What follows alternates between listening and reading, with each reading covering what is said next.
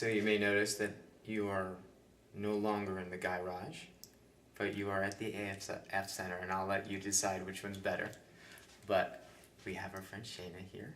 She's just going to be... unwitnessed. Unwitnessed, she's requesting. She's having one of those unwitnessed days.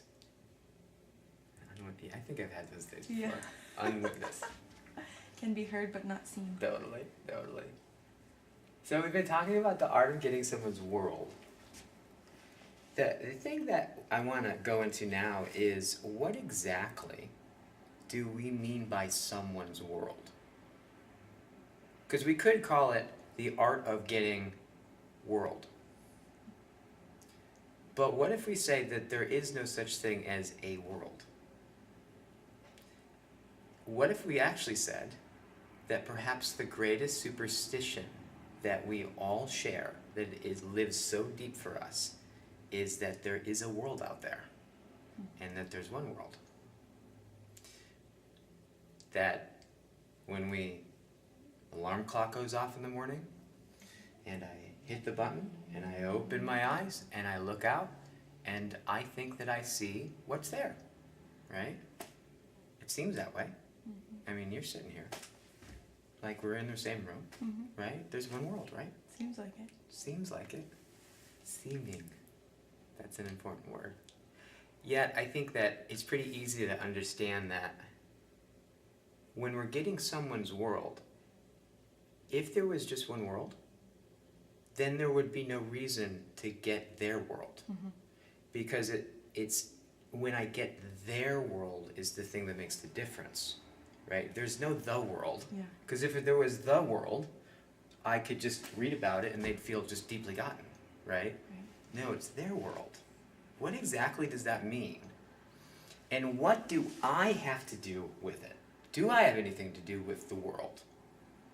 If there's your world and my world, does it mean that, does that mean that, what's that guy, that cartoon in Charlie Brown where the cloud runs over? Linus, the one with the cloud, Yeah. you know? Maybe we all have our own, little worlds that we don't have anything to do with, that we're just born with, right?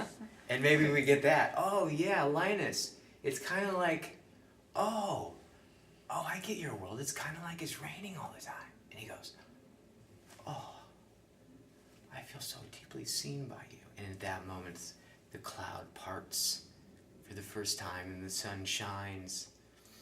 And then he doesn't know who he is, so he has the cloud come back up again. Can I ask a question? Yes. Well, in some ways I would think that he may not feel fully gotten in that moment. He may be like, well, yeah, of course it is. Of course it's raining all the time. Look, don't you see? Yes.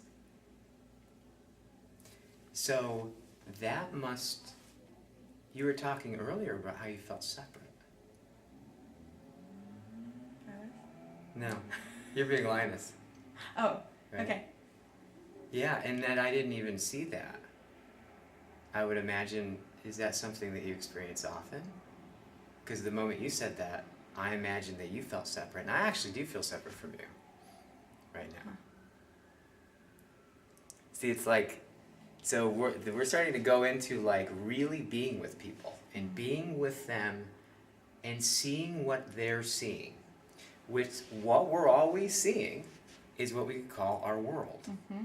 And it's our world. But how exactly is our world, and what exactly do we do? What's our involvement in creating it?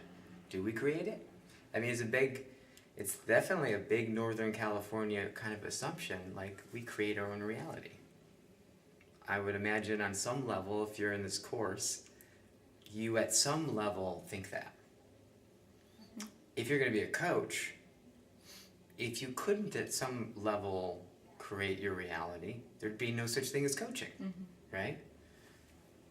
So this world thing is, on one level we may find is really complex, but yet on another level we may find is very, very simple, which I often find is kind of the nature when we start talking about deeper truths, is there's this combination of deep complexity, yet butt-ass simple, duh kind of thing. So we can give an example of, like, I was thinking about this. It's like at the end of the day, when someone asks me, "How am I doing?" and I don't just give the, like, "I don't want to relate to you, so I'm good" thing, and I go, I check in. What actually am I checking in with? I'm checking in with my experience. Yeah, I'm feeling my sensations. I'm seeing how I'm feeling. I'm thinking, and it has this I get this overall kind of gestalt of the quality of my experience, and whatever that quality is has me determine whether I say good, bad, or something else. That really, what I care about at the end of the day is the quality of my experience. It's like, and often I don't make that distinction. I think often we hardly ever make that distinction. Of the quality. Yes, versus the what I'm experiencing, right? Because oftentimes we go, and advertisers know this and feed off this, right? They know that you actually don't want the BMW. You want you want the experience that the BMW will give you. That's why, like, I think I said this on one of the recordings or something, but, you know, if I say, what do you want? I want a Mercedes. Of course you do. So let's say we have the Mercedes in this hand. And if you had that Mercedes, what would that give you? Well, then what people look up to me. Yeah? And if they looked up at you, what would that give you? Well, then I'd feel better than everyone. Oh.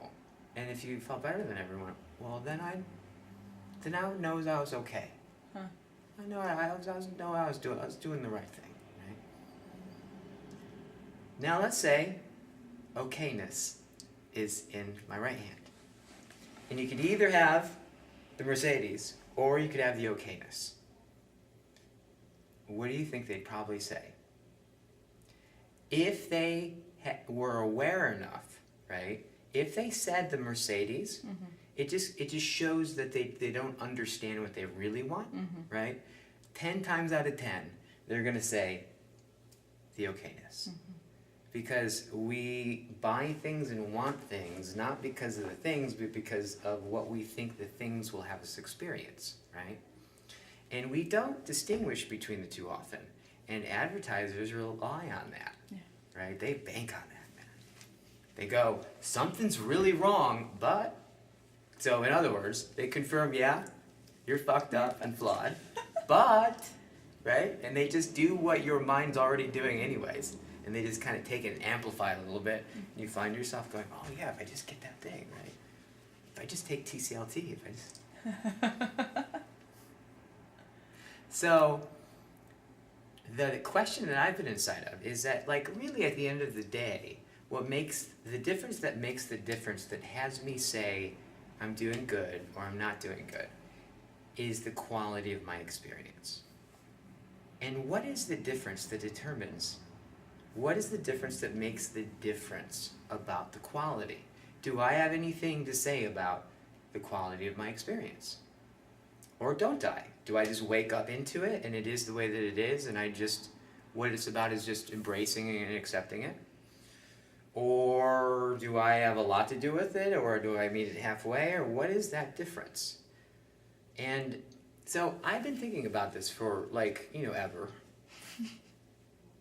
But if we kind of look at it this way, say you and I, let's say Shana, you and I would go out to the park. We're just going to hang out. And we've been working hard, right? And we finally get this break, and it's sunny, and it's the perfect day. And we're chilled.